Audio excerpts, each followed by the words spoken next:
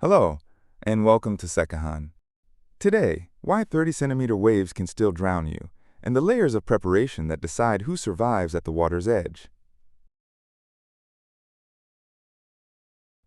In the first 10 days of August 2026, fatal water accidents struck Japan in quick succession.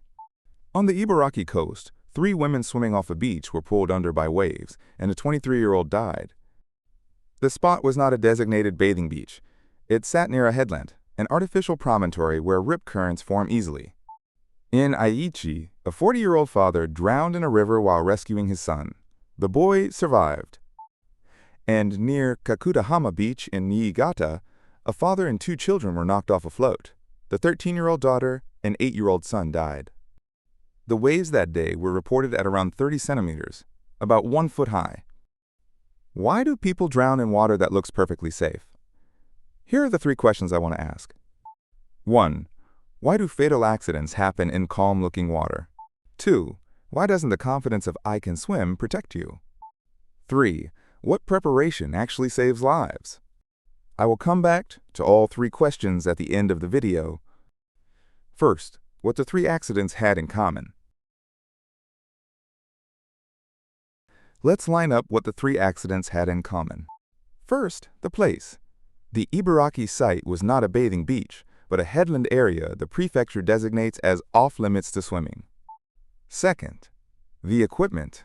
The Niigata accident began when a toy float was pushed out by the waves. And in all 3 cases, no one was wearing a life jacket. Meanwhile, in Niigata, a swimming advisory had been in effect since that morning.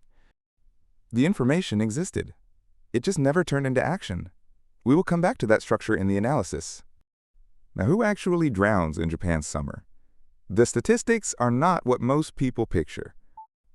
In the National Police Agency's count for July and August of 2025, 241 people died or went missing in water accidents. The largest single activity was not swimming. It was fishing at 52 people, over 1 in 5.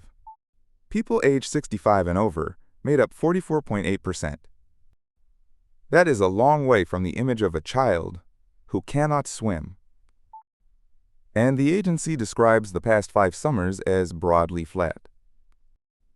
In other words, this is not an unusual year. It is a scene that repeats every summer. Some background. The water hides forces that never show up in how it looks. On the same August 10th in Akita, a 70-year-old man fishing in a river was carried downstream and died. The water was about 1 meter deep, roughly waist height. In a current, once you go down, standing back up is the hard part. And a river's water level is set by the weather upstream, not by the blue sky above you. Japan's police advise against fishing, swimming, or riverside barbecues whenever upstream rain makes a rise in the water likely. The sea's version of that hidden force is the rip current. A narrow channel of water flowing from the shore out to sea, 10 to 30 meters wide, moving at up to 2 meters per second, the speed of a river rapid. Ibaraki Prefecture states that even an Olympic-level swimmer would be carried out by it. And around headlands, like the one at the Ibaraki site, rip current accidents run at 6 times the rate of ordinary beaches. The Japan Coast Guard's advice centers on one thing: do not swim back against the flow. If you can, swim parallel to the shore and out of the current. If you can't, float in a comfortable position and wait for rescue. Which one applies depends on the shape of the current and on the strength you have left. One more fact that changes how you supervise. Drowning is often silent. A drowning person can go under with no shout and no splashing at all. The finding goes back to 1970s America, where a former lifeguard analyzed footage of real drownings.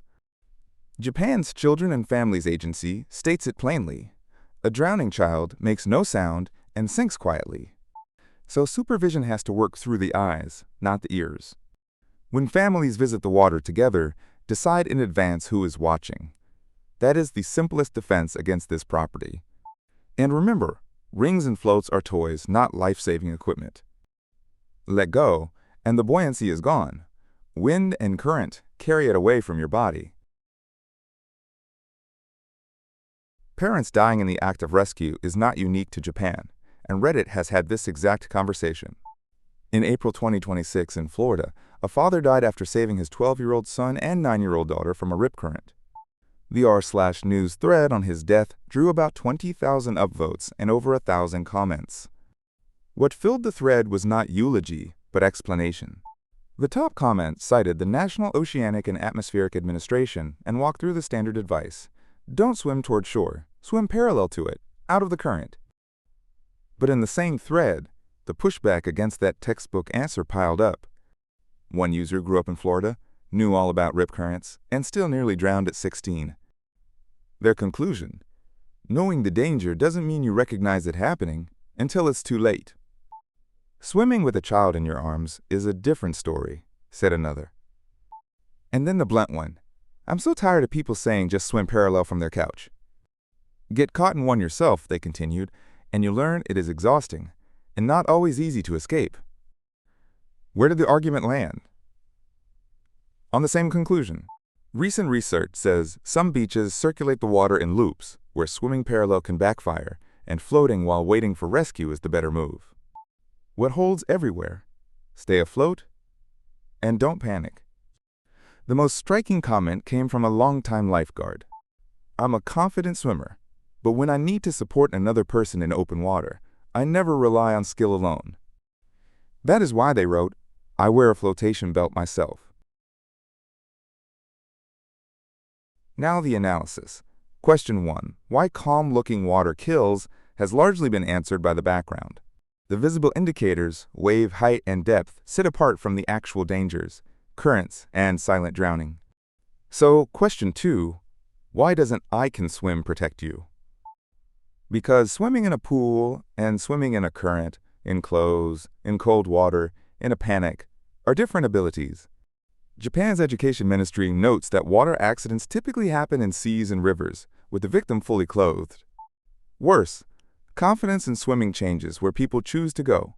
The decision to enter an unpatrolled beach or a no-swimming zone is usually made on the assumption that one can swim. The danger sits in the water. Swimming ability does not cancel it. Question 3. What actually saves lives?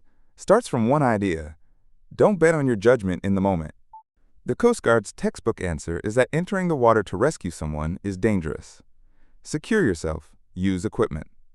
But asking a parent watching their own child go under to stop and look for a tool is a demand that is hard to execute. Diving in is a natural response. No one can fault the father in Aichi for that choice, which means the outcome is really decided before you reach the water. Choose a patrolled beach. Wear the gear. Assign a watcher. Carry something that floats, and a way to call for help. Each layer buys survival time for the moment when judgment fails. That is what preparation is for. There is one number that shows what a layer is worth: the fatality rate among people who fell overboard from boats. Among those wearing a life jacket, 11% died. Among those not wearing one, 52%. That is the Japan Coast Guard's count. Roughly 1 in 10 versus 1 in 2. That gap corresponds to a single piece of equipment. One important caveat: this is data on people who fell from boats. It cannot be applied directly to swimmers. No domestic statistic yet measures the effect of wearing one while swimming, but the direction the number points is hard to ignore. So why is this equipment mandatory on boats, but not even a habit at the water's edge? Since 2018, life jackets have been mandatory in principle for everyone aboard a small vessel in Japan. That rule works because a boat has a captain, a designated responsible party, and a license system behind them. A beach has no captain. Coasts and rivers have no license, and no one to verify compliance. The supervision infrastructure is shrinking too.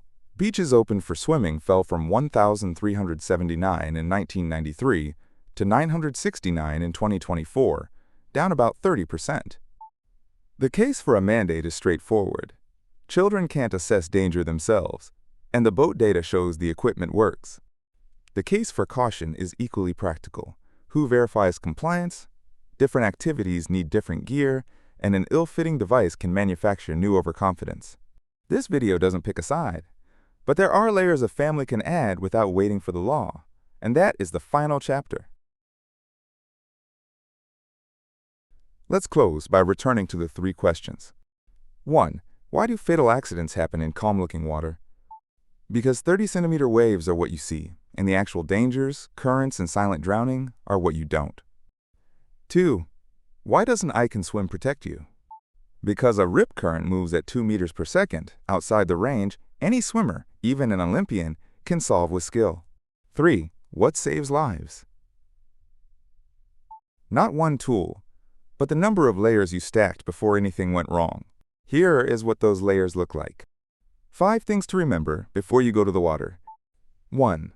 Adults and children alike wear a life jacket fitted to the body. 2.